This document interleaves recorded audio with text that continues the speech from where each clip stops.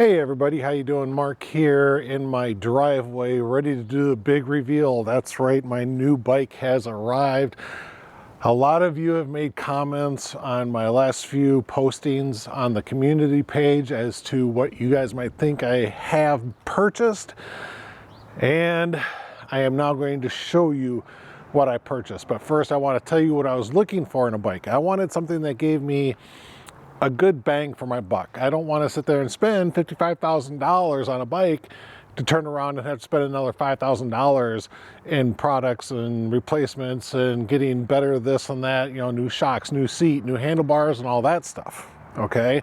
I see that going on a lot on YouTube and I don't understand why people do that. I just don't have that kind of money to throw around. But anyway, I wanted something that was a bagger cruiser, and I mean a full dress bagger cruiser. I wanted the trunk, I wanted the saddlebags, I wanted an upper fairing, a lower fairing, you know, I wanted all that. I wanted something with very limited technologies, I guess you can call it. You know, things like cruise control, that's nice. I'd like to have that, and a lot of the big cruiser bikes now have that nowadays. But things like the touch screens and stuff like that, just, I've got no interest in that stuff. You know, and people are like, well, what about using it as a GPS? Well, I got GPS on my phone. I don't need it on the bike. Plus, companies always say that they'll update the GPSs and all the, you know, electronic stuff, you know, every year. And yet I constantly see people on YouTube saying that it's been 2, 3, 4 years since they've made an update to that little computer screen and the GPSs and the technologies that work in those things. So I don't really trust those companies to make those updates. So I wanted something very basic as far as electronics go, but you know, I needed something comfortable. I need something that fit me and my riding style, and this is what I purchased.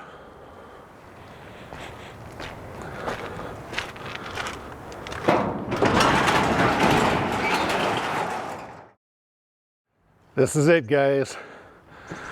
This, I believe, gave me more bang for my buck. If you've seen my last few videos about me talking about getting a new bike, I basically had it narrowed down to 4 in one video. And in that video, I pretty much threw out 2 of the 4.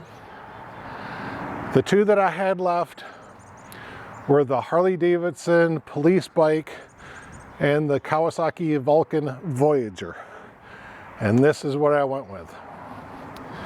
The reason I went with this is that when I contacted the dealerships, the year, make, and model of the Harley bike, 1, was not in stock at the time, and 2, the ones that they had coming in were going to be sold for around, well, it had been just shy of $14,000.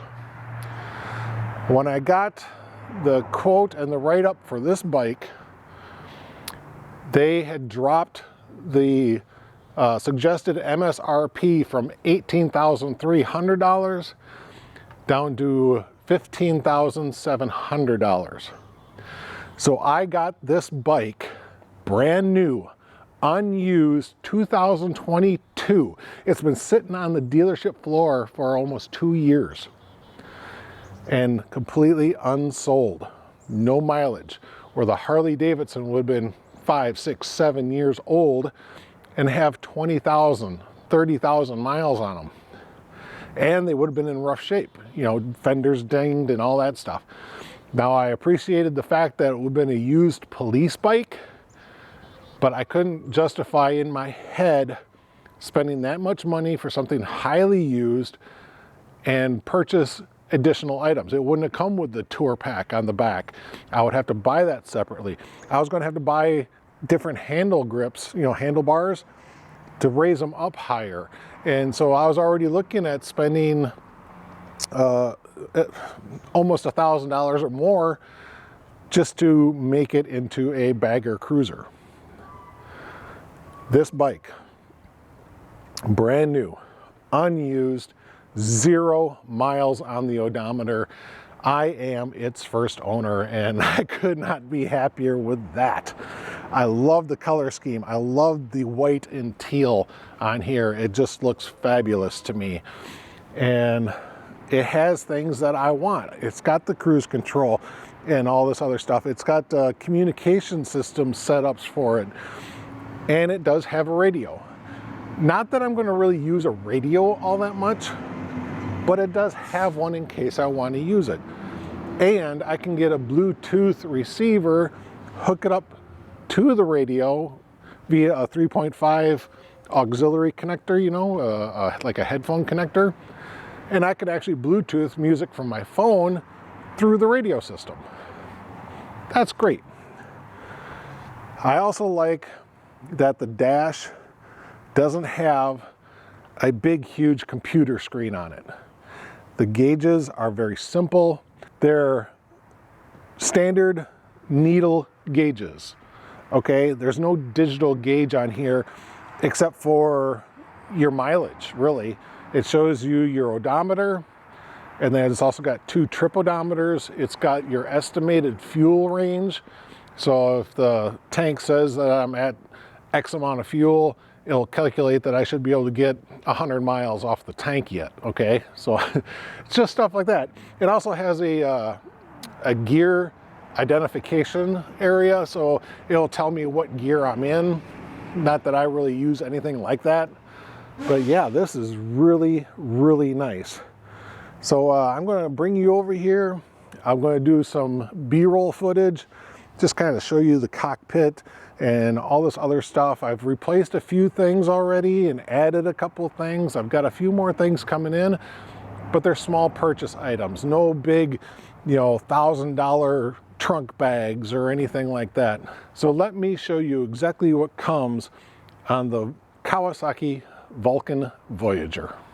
All right, here's a close-up look of the Vulcan Voyager. I have named her, and her name is Mercy. One of the first things I've purchased is this RAM mount to hold my cell phone. But look at this, analog gauges. Gas gauge, speedometer, RPM gauge, coolant gauge, all analog. And look at the font on those things. That font kind of reminds me of like an old sports car, you know, from the 70s. You know, maybe like a Mustang or something like that. That's what that numbering font kind of reminds me of. But look at it, there's the radio. That's all it is. It's basically just a radio. Like I said there, you could hook up communication systems with it, and you have buttons over here to control it. Very nice. I have added this mirror extender just to move the mirror out a little bit. I was seeing a lot of my shoulder at first, but yeah, I just wanted to get the mirror extenders, push the mirror out a couple inches to get around my shoulders. Of course, speakers, don't care about that. I have glove boxes on both sides of the fairing. This button down here turns on the driving lights. Over on this side, I have an auxiliary cigarette lighter that I am going to replace because, well, I don't want to plug something into it. I'm going to replace it with something that already has USB ports in it. So I just need to plug in a USB-C cord into that port. The side bags are nice. I was thinking maybe about putting the side rails on the saddlebags, but I'm not sure if I'm going to do that or not. Those things cost like, I think there's like $300 or something like that. Just don't know if I want to do that. I have replaced the antenna. The original antenna had a kind of a wiry part that came probably about up to here, and I just didn't like that, so I bought this little stubby one. The antenna does move. So that way the little wiry part doesn't get caught in the trunk lid. Come around to the front. You see I got a lower fairing here. There's a door right here that can be opened and closed. And you open and close it using this little switch right here. Just like that. So I could actually reach down there as I'm driving and open those if I need them. The large front fairing, mostly white on the top, but it does have the teal going down the sides. Of course, the driving lights, the blinkers. It's also got the crash bars, so that's good. And look at that, 1700 cc engine. That's equivalent to the Harley 103. Actually, it's a little bit bigger. I think it's 103.7 cubic inches. And this thing is very smooth, even at idle. There's not a lot of vibrational shake on the bike. Comes with passenger floorboards, so not just pegs. Very, very nice. And what I also like about these floorboards is that they're floating. It actually moves a little bit. I like that. So we'll take out some of the vibration from your feet. I am looking at getting foot pegs to put on the highway bar so I can stretch my legs out and plop them up on the foot peg out farther.